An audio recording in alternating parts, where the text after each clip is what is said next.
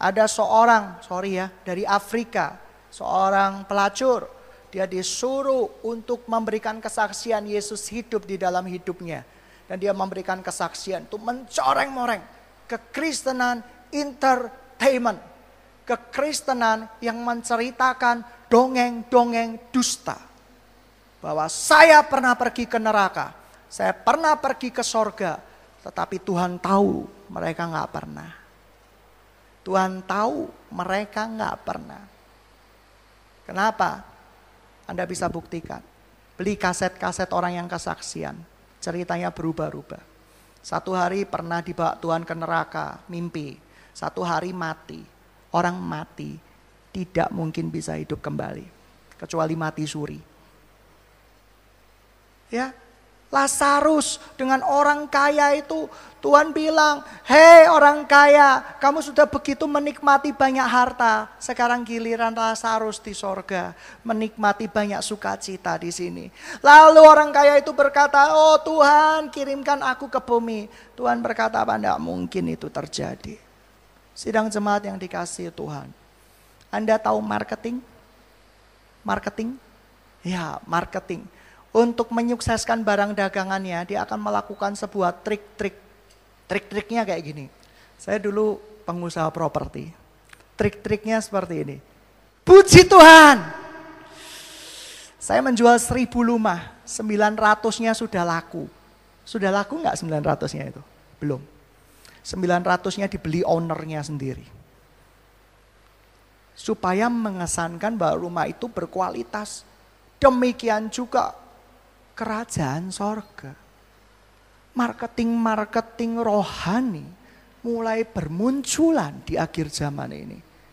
Dia berkata bahwa gereja saya harus ada diferensiasinya. Kalau gereja lain tuh ada terkenal dengan kekuatan awan, di sini harus ada kekuatan anginnya. Kamu pikir pendekar awan dan angin apa gitu ya. Kalau di sana, oh itu terkenal dengan berkatnya, di sini harus terkenal dengan apa? Oh dengan yang lain deh. Mungkin dengan urapannya. Oh yang lain dikenal dengan apa? Gereja lain. Oh mungkin hamba Tuhan di sini pernah ke sorga. Kalau hamba Tuhan yang lain pernah ke neraka. Puji Tuhan kita pernah ke sorga. Tapi saya mau kasih tahu. Banyak orang yang bersaksi dusta. Dan itu suatu saat akan dibawa ke mahkamah Tuhan. Dan mereka akan berkata, Tuhan aku berdusta, aku dapat penglihatan, Tuhan aku berdusta, aku pernah mimpi masuk ke neraka Tuhan. Tujuannya kan baik, supaya orang-orang datang dan berkenan kepadamu. Tujuannya kan untuk menceritakan nama Yesus. Tapi Tuhan berkata, Yesus mana yang kamu kenalkan? Yesus bukanlah pendusta. Kita mengenalkan Yesus bukan dari dusta teman-teman yang dikasihi Tuhan. Saudara, kekristenan awal menjadi kekristenan yang berat. Karena mereka berusaha untuk membalikkan keadaan. Saudara, kekristenan di aliran awal itu dibagi menjadi dua. Kekristenan yang yakin Mesias sudah turun. Yang kedua, yakin Mesias itu belum turun. Karena mereka sudah membayangkan Yesus seperti keinginan mereka. Yesus itu diberitakan loh. Tingginya itu cuma sekitar 160-an loh. 155 sampai 160. Berbahagia yang tingginya 155 sampai 160. Anda mirip dengan Tuhan Yesus. Yang kedua, Tuhan Yesus itu wajahnya itu seperti kebanyakan orang loh. Kita suka, kita bayangin Yesus. Kita imajinasikan Tuhan Yesus. Kalau datang lagi ke 2 kali di muka bumi ini. Yaitu wajahnya seperti bintang film. Oh seperti itu loh, pemain bola terkenal. Seperti pemain basket.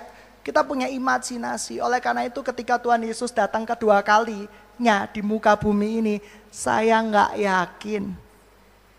Ya, saya gak yakin Anda mengenalinya dan saya mengenalinya. Ketika kita gak dekat sama Tuhan. Kita akan anggap, no! Tampangnya Tuhan Yesus gak kayak gitu. Ya. Tampangnya Tuhan Yesus itu pasti girly, cowok, imut. Di sininya kemerah-merahan. Kamu sedang membayangkan orang Korea rupanya. Yang alisnya datar gitu, yang pipinya tirus. Wah ini benar-benar Tuhan Yesus. Anda sedang membayangkan your idol, not Jesus. Tapi yang saya mau kasih tahu kebenarannya hari ini. Bahwa Tuhan akan memurnikan gerejanya. Dan puji Tuhan, kita akan ambil bagian. Jikalau kita mau ikut ketetapannya Tuhan, kita akan ikut ambil bagian di dalam pemurnian gereja-gereja Tuhan. Dan puji Tuhan, Tuhan akan menetapkan langkah-langkah orang yang hidupnya berkenan kepada Dia. Lanjut ceritanya. Saya punya pembimbing rohani. Seringkali saya tanya seperti ini. Kenapa kok seperti ini? Kenapa kok seperti itu? Satu kali ada anak rohani saya berkata seperti ini. Go! Boleh nggak saya pergi ke satu tempat? Saya bilang, saya ini dipikir, dukun apa? Kemana-mana tanya saya. Waduh, entah kenapa Roh Kudus katakan dengan kuat, jangan! Saya bilang sama anak rohani saya, jangan. Dan saya nggak tahu kenapa saya berkata jangan. Tiba-tiba ada dorongan roh yang sangat kuat dan jangan. Itu kejadiannya sudah beberapa tahun yang lalu. Dan kamu tahu apa yang terjadi? Tepat hari itu terjadi kecelakaan besar. Dari jam yang tadi dia rencanakan untuk pergi ke sebuah tempat terjadi kecelakaan yang besar. Sungguh ketetapan Tuhan bila diikuti menghindarkan dia dari maut loh. Kamu tahu kisah Tuhan Yesus? Banyak orang Kristen tidak sadar dengan ketetapan Tuhan. Sak penake dingklik. Ya. Gini, saya mulai perjelas lagi. Apakah ini Alkitabiah? Saya mulai perjelas lagi. Iblis itu peniru enggak? Peniru. Iblis tahu enggak tentang masa depan? Ada yang bilang tahu, ada yang bilang enggak tahu. Anda tahu tukang-tukang sihir, tukang guamia, tukang orang-orang yang mempertanyakan nasib. Iblis tahu nggak nasib orang? Iblis sebenarnya nggak tahu. Tapi dia bisa buat nasib orang seperti yang dia inginkan. Contoh, belajar kitab Ayub. Anda sudah mulai sadar sekarang, saya mulai lanjut lagi. Anda ketika tanya kepada suhu, ya suhu, oh bulan Mei tidak baik. Anda tidak boleh berpergian kemana-mana. Benar, kita tidak boleh bertanya sama suhu. Ini sesat, ini salah. Kamu jodohmu itu kalau bisa usianya yang lebih daripada 50 tahun. Kamu akan menikmati berkat-berkat, ya jelas tinggal matinya gitu ya, seperti itu. Ya kan? Kamu akan menikmati berkat-berkat yang tidak terkira. Wah ya jelas, seperti itu tinggal matinya aja, tinggal tulis warisan. Tapi sidang jemaat yang dikasihi Tuhan bahwa satu, Tuhan menetapkan langkah-langkah orang itu yang saya percaya. Kembali kepada persuhuan tadi. Gitu ya. Iblis itu meniru. Iblis tahu. Supaya orang mempercayai dia.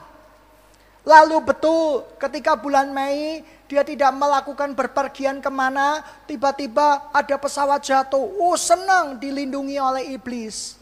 Iblis itu peniru dari rencana Tuhan. Tuhan memberikan ketetapan, iblis meniru, iblis duplicate it.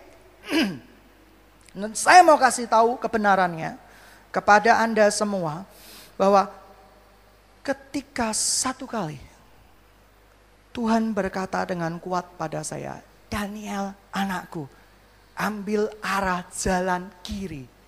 Dan saya bingung, Tuhan, aku mau kanan opo? Tuhan pasti akan berkati aku. Anda tahu seringkali kita menjadi anak-anak Tuhan yang seperti itu. Kalau aku mau gak apa-apa toh Tuhan. Engkau sanggup melindungi aku atas nama orang Kristen. Tapi entah dorongan kuat sekali dan saya ngambil arah kiri. Tidak terjadi apa-apa. 10 menit kemudian di belakang saya terjadi tabrakan beruntun. Brak. Kamu tahu? Ketetapannya Tuhan tuh menghindarkan kita dari maut loh. Ada satu kisah lagi yang dikisahkan oleh seorang sahabat saya. Dia berkata seperti ini, Hat, kamu tahu, saya gini yang ngerti kenapa saya tidak boleh menikah cepat. Saya bingung, kenapa? Pokoknya ada deh. Gak seneng saya kalau pokoknya ada, saya kejar gitu ya. Seperti itu, saya kejar. Ternyata Selidik punya selidik. Pacarnya, kekasihnya itu punya miom. Tahu miom? Miom itu seperti pertumbuhan lemak atau daging di kedua indung telurnya yang tidak memungkinkan dia untuk bisa hamil. Dan kalaupun resiko hamil, dokter dari Australia mengatakan itu akan membahayakan dia dan dirinya. Dia belajar ikut ketetapan Tuhan, bayangin. Dia udah pacaran umur berapa? 21 tahun. Sekarang umur berapa? 35-an tahun. Dan dia mulai berkata, enggak boleh nikah sama Tuhan. Tapi begitu menikah, ya, Tuhan tuh baik. Dia punya anak. Dari miumnya yang sudah dijinakan oleh Tuhan secara diam-diam. Tapi cuma punya satu.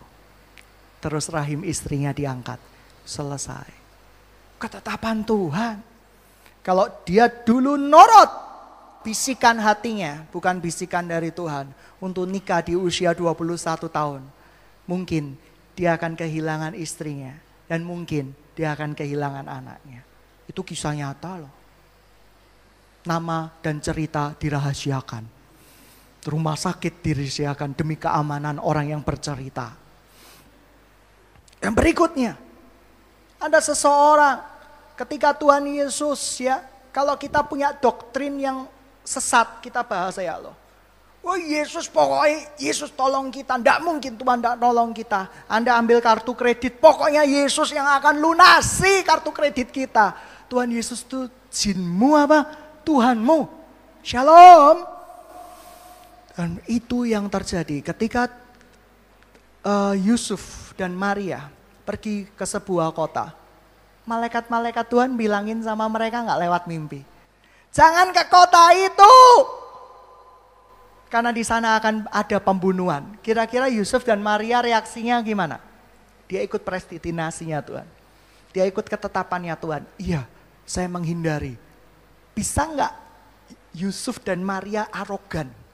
Doktrin yang arogan.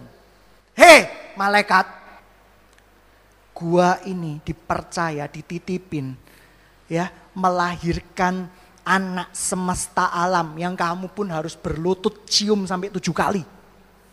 Ya, seperti itu. Tapi mengapa Tuhan sanggup menjagai kita dengan malaikat-malaikatnya? Kalau saya mau ketemu Herodes, mau apa kamu? Mau apa? Itu doktrin arogan yang membawa Anda ke maut. Yusuf dan Maria taat gak dengan ketetapan Tuhan? Taat, men. Dia menghindari tempat itu. Saudara, ada cerita lagi. Ini kisah-kisah nyata. Ini bukan nakut-nakutin Anda, tapi ini kebenaran. Anda pernah dengar gak? Iblis suhu berkata, jangan pergi ke kawinan. Ya, nanti kalau Jong, gitu ya, Jong tahu ya Jong. Sio dengan Sio tidak cocok, nih sesat sekali. Kamu akan celaka, kamu akan binasa. Nanti dia akan membawa orang. Jadi dari kawinan itu meninggal. Dan iblis mulai ngintimidasi. Dan betul, kamu pernah baca koran-koran, habis dari kondangan meninggal semua satu mobil. Habis dari apa, kita mulai percaya dengan iblis. Kita mulai percaya dengan sengat mautnya. Tapi yang saya mau kasih tahu, ada satu orang, anak dari pembimbing saya, dia berkata seperti ini, kau jangan pergi. Dia kuat sekali, jangan pergi ke pernikahan itu, jangan. Jangan pergi ke sesuatu yang tidak pernah diurapi oleh Tuhan. Saya kaget, ada pernikahan-pernikahan tertentu yang tidak diurapi Tuhan loh. Seperti itu, karena baunya adalah kecicikan bagiku. Satu anak rohaninya pergi ke sana. Dan satu anak rohaninya lagi memilih untuk tidak pergi. Inilah free will. Kehendak bebas. Predestinasi Tuhan, ada kehendak bebas di dalamnya. Tapi kehendak bebas membawa Anda ke dalam maut. Pergi ke kawinan. Yang pergi ke kawinan ini menghina-hina orang yang tidak pergi ke kawinan. Kamu. Makanya ucapan pembimbing rohani jangan dipercaya 100% mah. Di sana enak-enak, dia manas-manasin. Saya tidak tahu.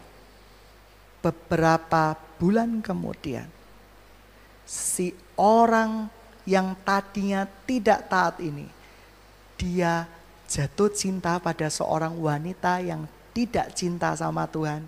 Dan mereka menikah. Saya enggak tahu. Sedangkan yang satunya hidup di dalam ketetapan-ketetapan Tuhan. Saudara, kalau Anda sama konseling sama saya beda dengan zaman dulu.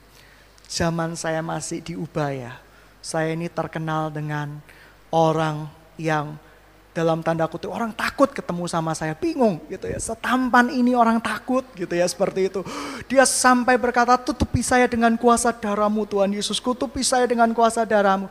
Saya enggak selalu tahu, tapi saya tahu gerak-gerik Anda sedang berbuat masalah seperti itu. Tetapi sekarang beda sekali. Sudah bertahun-tahun beda. Orang konseling saya, kok boleh nggak pacaran? Ya wis, nggak apa-apa. Saya cuma kasih satu loh ya, belum waktunya. Tapi kalau dia ngeyel ya wis. Resiko tanggung penumpang. Saya nggak mau ikut menangisi orang-orang yang dalam tanda kutip yang memang memang dia punya free will untuk melakukan itu.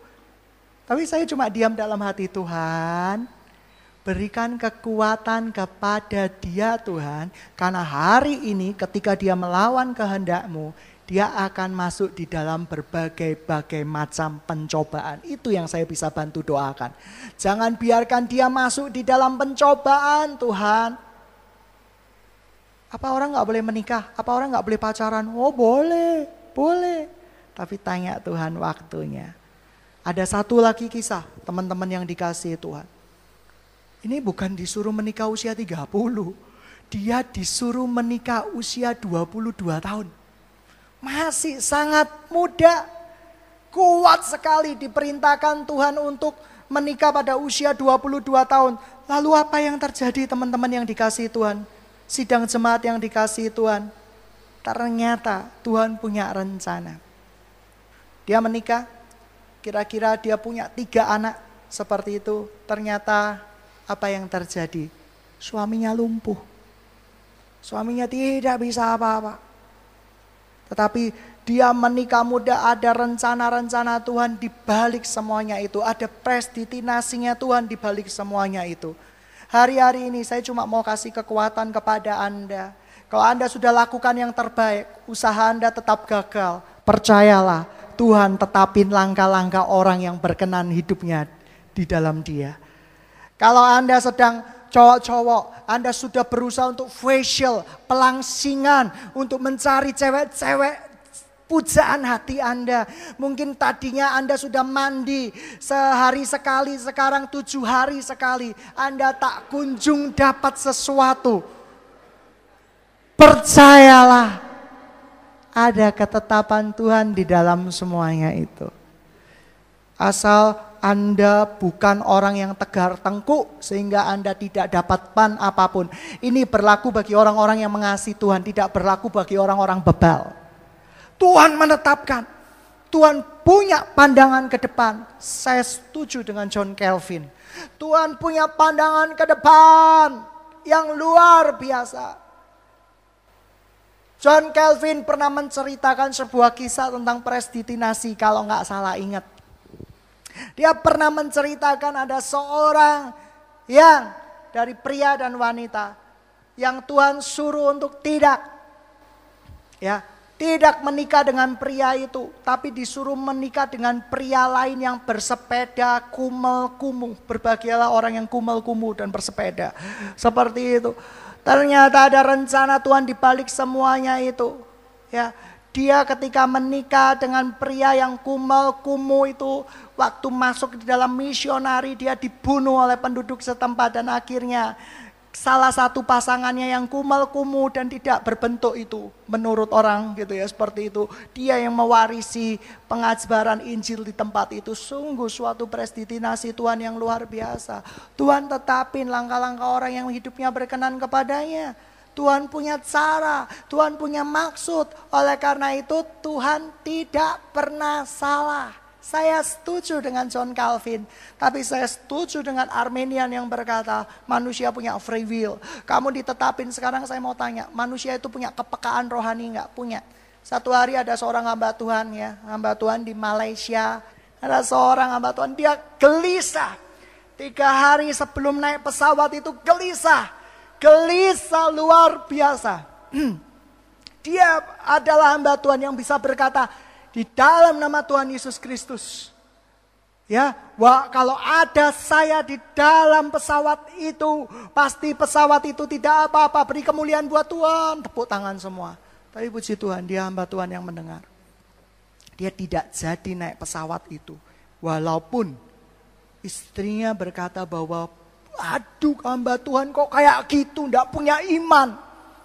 Lihat teman-teman, seringkali atas dasar iman, iblis berusaha untuk mencuri kemuliaan-kemuliaan Tuhan di dalam hidup kita. Gak punya iman gitu. Sudah, kamu sekarang dengan dia miliki iman, nikah, ayo. Kita betul-betul dipanas-panasi hati kita. Wah, ya kan, ya kita punya iman. Ya, selamat beriman di dalam rumah tangga Anda. Iman tok, gak akan pernah jadi kenyataan. Iman tok bahwa dia akan baik, tapi gak akan pernah jadi kenyataan. Karena Anda hanya mengandalkan iman-iman palsu. Tapi hari itu, mereka merasakan sukacita yang besar. Lihat, orang yang berkenan sama dia dikasih kepekaan. Tapi orang yang berkenan kepada dia dikasih kepekaan, mengeraskan hatinya, terjadilah maut. Sebab Tuhan berkata, aku gak pernah kirimkan maut. Aku mengerti rencana-rencana iblis. Pesawat itu rencana iblis, enggak, rencana iblis. Segala sesuatu malapetaka itu sumbernya dari iblis. Tapi Tuhan kita adalah Tuhan yang maha tahu, amin. Amin. Oleh karena itu, jangan ikut dorongan hatimu. Ikuti Tuhan. Ada satu lagi cerita yang lebih ya tuh.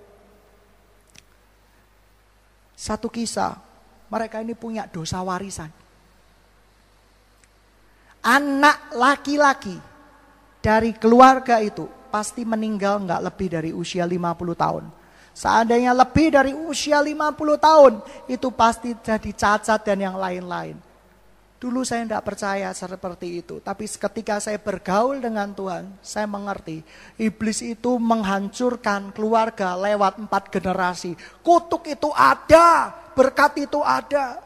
Oleh karena itu bisa dilihat anak itu meninggal. Tapi tahu cara membebaskan diri dari kutuk. Ikut ketetapannya Tuhan. Tapi banyak orang tidak mau ikut ketetapannya Tuhan. Saya mau kasih tahu, Anda memelihara iman Anda dengan baik hari ini. Anda tetap mencari yang terbaik datangnya dari Tuhan. Anda tidak menurunkan standar Anda sedikit pun. Puji Tuhan. Karena Anda sedang dijagai oleh Tuhan. Hari-hari ini jikalau Anda kerja, Anda cari pasangan, Anda cari penghidupan, Anda mulai menurunkan standar-standar integritas Anda sebagai anak Tuhan. Percayalah, Anda tidak sedang ikut ketetapan Tuhan lagi, tapi Anda sedang ikut keinginan hatimu yang membawa engkau ke dalam kebinasaan. Sidang jemaat yang dikasihi Tuhan, kamu tahu John Calvin itu ngambil ayat dari mana? Kita buka firman Tuhan di dalam Roma yuk. Kita Roma 1. Roma 1. Ayatnya yang ke-6. Kamu juga termasuk di antara mereka, kamu telah dipanggil menjadi milik Kristus. Kepada kamu sekalian tinggal di Roma yang dikasihi Allah, dipanggil dan dijadikan orang-orang kudus. Kasih karunia menyertai kamu, damai sejahtera dari Allah Bapa kita, dari Tuhan Yesus Kristus. Mereka dipanggil. John Calvin ini percaya kalau orang gak dipanggil itu gak mungkin bisa ikut Tuhan. Tapi saya mau kasih tahu, kita semua dipanggil di dalam panggilan kudusnya. Tetapi tidak semua mau ikut di dalam ketetapan-ketetapan Tuhan. Tuhan pernah melakukan genosida habis-habisan di dalam sebuah bangsa. Bangsa apa itu? Genosida itu tahu tak? Dibunuh semuanya. Israel pernah mengalami genosida. Tanah terbuka dan semuanya mati di dalamnya. Itu genosida habis-habisan. Tuhan tidak mau ada bibit ketidakpercayaan. Sidang jemaat yang dikasihi Tuhan, hari ini Saya mau ajak kepada Anda semua untuk berdoa sama Tuhan. Tuhan, ku serahkan hidupku. Aku punya masa depan yang sudah kau tetapkan. Dan aku mempercayai di dalam tangan-Mu yang kudus. Masa depanku akan penuh kemenangan bersama-sama dengan Engkau. Bagi teman-teman yang usahanya selalu gagal. Bagi cowok-cowok sang pencari cinta yang selalu ditolak. Percayalah, ada kehendak Tuhan, ada predestinasi Tuhan yang sedang kita gak ngerti sekarang. Ya, kita gak ngerti ketika Tuhan merenda sesuatu, kita gak tahu ini mau jadi baju, daster, atau sweater, atau yang lain. Tetapi Tuhan punya karya yang agung, yang mulia, yang tidak pernah engkau bisa pahami sebelumnya. Saudara, Tuhan tahu loh, kalau lewat kekayaan kamu bisa lari kepada Tuhan. Banyak orang kisah. Saya banyak dicurhatin orang. Dulu Pak Pendeta, istriku ketika belum kenal kekayaan, dia sangat setia padaku. Tapi ketika kenal kekayaan, dia lari daripadaku. Saya mau kasih tahu, kekayaan itu selalu baik atau tidak? Tidak. Tapi berkat Tuhan selalu baik buat kita. Karena berkat Tuhan bukan selalu kekayaan. Amin. Amin. Pilih mana? Satu ketiga. Keisha saya tanyain lagi. Kamu mohon apa sama Tuhan? Ya. Waktu di sekolah minggu saya diceritai. Keisha memohon. Ada rumah di surga buat keluarganya. Rohani. Saya ditanya, memohon apa sama Tuhan? Stiker. Saya gak ngerti gitu ya seperti itu. Tapi saya percaya. Saya rindu anak-anak rohani, jasmani. Saya ikut ketetapan Tuhan. Saya tahu khotbah seperti ini gak laku. Anda suka khotbah yang suka-suka gue. Anda suka khotbah-khotbah, haleluya, besok kamu lihat cowok dan itu jadi pacarmu, amin, amin. Kamu lompat-lompat, Anda suka khotbah-khotbah yang seperti itu. Kamu megang Ferrari, Ferrari itu akan jadi milikmu, amin, amin. Brosurnya maksudnya, amin gitu ya, amin. Ya, kamu percaya kalau kamu memohon suatu saat ya bintang film Korea itu bisa menjadi cowokmu, amin, amin. Kamu bisa dapat gak? Dapat. Tetapi casingnya bintang film Korea. Tapi dalamnya lemah gemulai. Jesus Christ Lord. Tuhan netepin langkah-langkah orang gak? Netepin. Tapi kalau kamu melawan predestinasinya Tuhan, hari itu juga kamu akan mengalami masalah. Hari itu juga kutuk-kutuk akan ada di dalam kehidupan kamu. Saya gak bisa banyak. Saya seringkali menangis di dalam doa saya. God, seringkali larangan-larangan Tuhan melalui saya dianggap sebagai sebuah beban. Saya cuci tangan Tuhan, saya tidak mau. Saya lewat doa saja. Kelihatannya gak masuk akal. Tidak masuk akal. Tidak masuk akal. Emangnya Tuhan selalu pernah masuk akal? Kamu selalu berdoa, Tuhan di luar batas pikiranku. Tetapi dikasih Tuhan sesuatu yang di luar batas pikiranmu, kamu mulai menolak. Gak masuk akal ini. Gak masuk akal. Anda inkonsisten. Anda tidak konsisten seperti dewan-dewan yang ada. Anda tidak konsisten. Anda menjadi orang yang paling tidak konsisten sedunia. Tetapi begitu Anda mengikuti luapan hati kamu, saat itu juga kutuk mulai muncul. Kutuk mati muda itu ada enggak? Ada. Ada. Tapi kita percaya sama Tuhan, itu pasti akan dihilangkannya. Amin. Amin. Ikuti predestinasinya Tuhan. Kalau ini saya setuju predestinasinya Tuhan. Karena saya percaya ketika orang yang berkenan kepadanya tidak mungkin bisa lari dari kehendak Tuhan. Walaupun dengan lembah air mata dia akan menyerahkan kembali ke hadapan Tuhan. Anda yang tidak disuruh Tuhan untuk tidak menikah, Anda berdoa untuk pernikahan Anda. Siapa bilang Tuhan suruh Anda tidak menikah semua? Tapi kalau Tuhan punya predestinasi tidak menikah, ikuti. Karena Tuhan tahu yang terbaik bagi kamu. Banyak hamba-hamba Tuhan loh. Tuhan berkata, kalau kamu tetap bersikeras menikah dengan orang A, kamu gak akan punya keturunan. Terjadi loh. Ada orang yang berkata, menikahlah dengan orang B. Kamu gak akan punya keturunan. Kenapa? Supaya kamu membesarkan keturunan-keturunan rohani. Ada loh yang seperti itu. Ajaib gak Tuhan? Ajaib. Sempurna. Ibaratnya gitu ya. Kalau Tuhan bikin novel itu sempurna. Tidak ada cacat dan tidak ada bercela. Sidang jemaat yang dikasihi Tuhan, saya percaya anak-anak rohani di tempat ini, hidupnya, langkah-langkahnya sedang dituntun oleh Tuhan. Dan ayat-ayat terakhir, mari untuk membangkitkan semangat kita. Ayat-ayat terakhir, Pengkhotbah 3. Untuk segala sesuatu ada masanya, untuk apapun di bawah langit ini ada waktunya. Kita ambil ya dari situ, lompat yang 11 untuk waktu. Ia membuat segala sesuatu indah pada waktunya. Bahkan ia memberikan kekekalan dalam hati mereka. Tetapi manusia tidak dapat menyelami pekerjaan yang dilakukan Allah dari awal sampai dengan akhir. Berikutnya. Pengkhotbah 11 ayat 9. Bersukarialah hai pemuda dalam kemudaanmu. Amin. Ya, lihat ayat selanjutnya. Biarlah hatimu bersuka pada masa mudamu. Turutilah keinginan hatimu dan pandangan matamu. Tetapi ketahuilah bahwa karena segala hal ini Allah akan membawa segala hal ke pengadilan. Siapa yang amin tadi?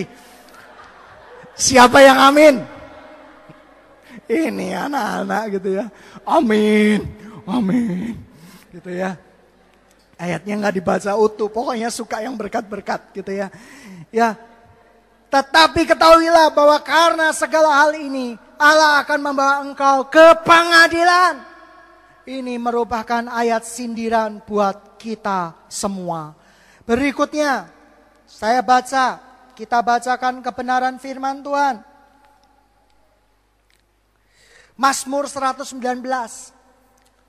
Saya cuma doa sama Tuhan, Tuhan sebagai gembala, sebagai kakak rohani, sebagai pemimpin rohani, saya sudah buat keputusan Tuhan. Mereka dengar suka nggak suka. Ketika mendengar khotbah-khotbah saya, mereka tertusuk-tusuk oleh sembilu. Bahkan ada yang teremas-remas, puji Tuhan, supaya dagingnya empuk dan bisa dipersembahkan kepada Tuhan. Saya ingat iklan teman-teman. Iklan daging kambing dikasih keremasan nanas gitu ya, dibiarkan akan empuk. Ya kan? Dan terimalah air nanas dari saya. Ya, supaya Anda empuk dan bisa dipersembahkan kepada Tuhan. Kebetulan hari ini hari raya korban. Mazmur 119 ayatnya yang ke-59. Aku memikirkan jalan-jalan hidupku dan melangkahkan kakiku menuju peringatan-peringatanmu. Artinya apa?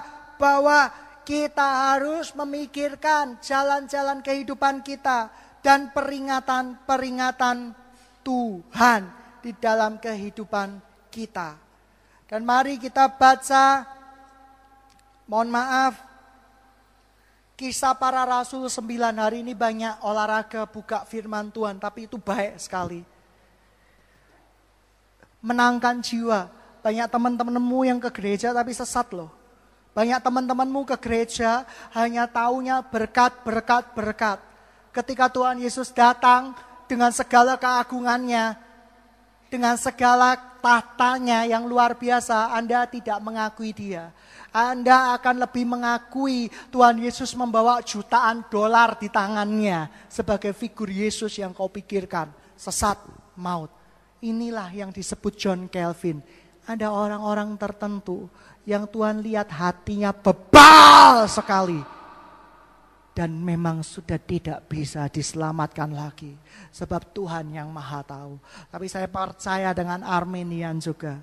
Yang berkata bahwa hari ini, jikalau engkau mendengarkan suaranya, jangan keraskan hatimu. Dan jangan menimbulkan kegeraman Tuhan dan murka Tuhan. Berikutnya, artinya apa hari ini? Hari ini saya cuma mau kasih tahu, doa sama Tuhan. Tuhan suruh nikah, pasti diteguhkan sama Tuhan, amin. Nikah aja, loh masih muda loh. Nggak apa-apa, ada rencana Tuhan di balik semuanya itu. Tuhan suruh Anda tidak nikah, ya sudah nggak apa-apa, ngomong sama mamamu. Gitu ya, seperti itu, nggak apa-apa, pasti Tuhan akan perdamaikan. Kamu nggak nikah karena ditolak terus, Anda sedang bermasalah. Saya akan doakan kutuk-kutuk penolakan di dalam hidupmu.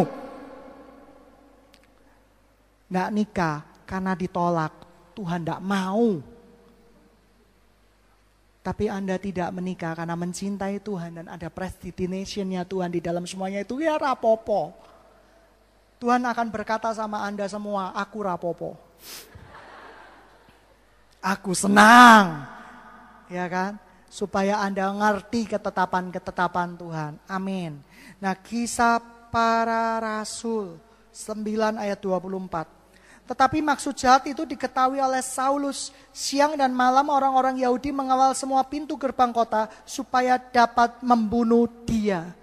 Orang yang berkenan di hadapan Tuhan akan bisa mengerti maksud jahat si musuh. Tapi hari ini saya rindu Anda semua dan saya datang dengan merendahkan hati Tuhan.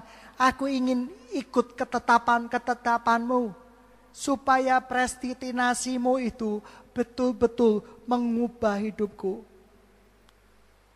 Ada satu orang.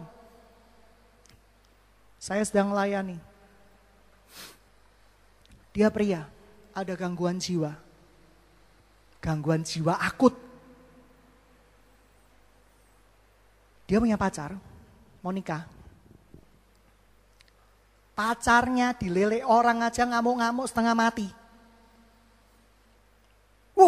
Aku mendapat penglihatan, nanti pacarku akan dimiliki orang itu. Saya udah pertama-tama tak layani, lama-lama kok saya rasa ada sakit jiwanya ini. Saya perlu konsultasi dengan psikolog. Ya, terlalu berlebihan, terlalu protektif, terlalu aneh gitu ya. Tidak wajar, segala sesuatu yang aneh gak wajar bukan datangnya dari Tuhan, amin. Amin. Seperti itu ada sesuatu kayak dia takut kehilangan. Dia takut segala sesuatunya, takut ditinggalkan, ada rasa tidak aman di dalam dirinya. Dan segala sesuatu yang tidak aman bukan pekerjaan dari Tuhan, tetapi pekerjaan dari roh jahat. Nah, saya sedang berdoa buat dia. Saya sedang berdoa karena tingkat kekhawatirannya itu tingkat setengah dewa, saudara. Bayangin, pacarnya bersimpangan dengan teman lama. Dia bisa marah-marah, sakit hati, sampai pusing, sampai vertigo, sampai kena mah. Bersimpangan berapa detik. Sakit jiwa. Jiwanya sakit. Tapi Tuhan suka orang yang sakit-sakit jiwa.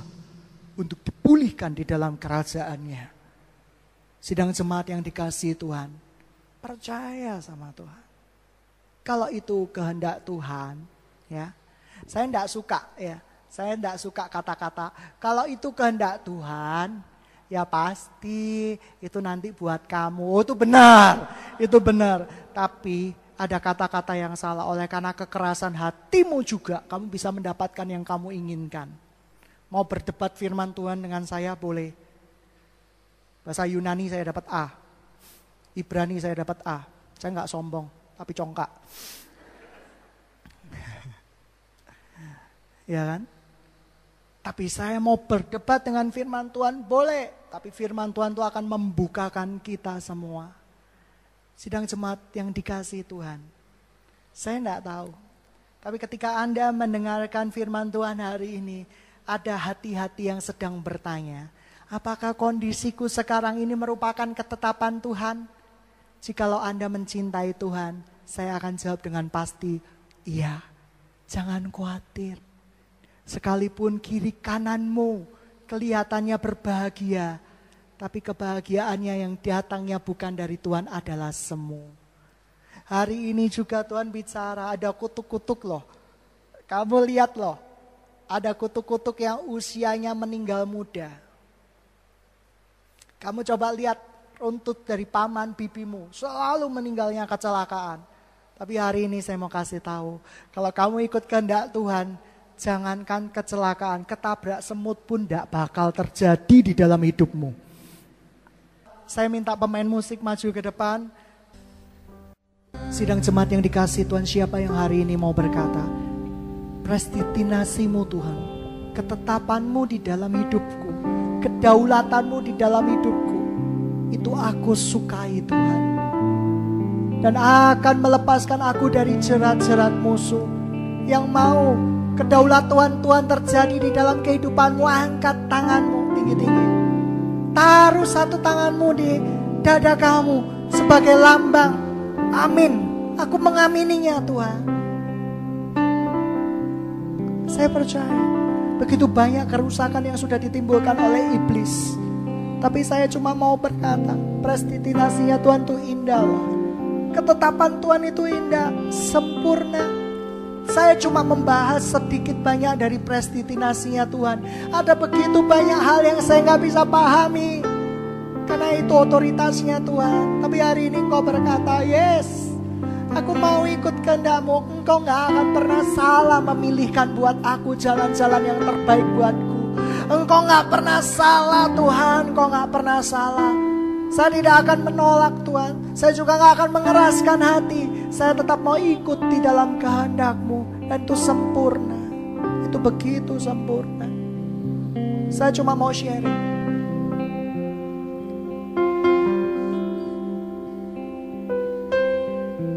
Ketika saya berdoa, begitu banyak orang-orang yang berjalan di dalam arah yang berbeda di dalam kehendak Tuhan. Saya tidak diuntungkan apa-apa dengan memberitahu Anda jalan yang lurus. Tapi hari ini saya cuma mau ngasih tahu, begitu banyak orang yang berjalan disangka yang lurus, tetapi ujungnya maut, ujungnya sorga yang palsu. Tapi hari ini kita mau datang kepada Tuhan. Ketetapan-Mu sungguh memberikan aku hidup Tuhan. Engkau begitu luar biasa. Engkau begitu sempurna Tuhan. Terima kasih Tuhan. Kita ambil saat teduh sejenak sementara perjamuan akan dibagikan. Aku menyukai ketetapan-ketetapan-Mu Tuhan. Rencana-Mu begitu sempurnanya Tuhan. Hari ini Tuhan, saya berdoa, kehendak-Mu yang sempurna Tuhan, terjadi di dalam kehidupan kami. Terima kasih Tuhan. Engkau begitu baik, Engkau begitu sempurna. Engkau begitu sempurna untuk bisa salah Tuhan. Engkau begitu indah Tuhan, untuk menjadi yang kami rindukan Tuhan.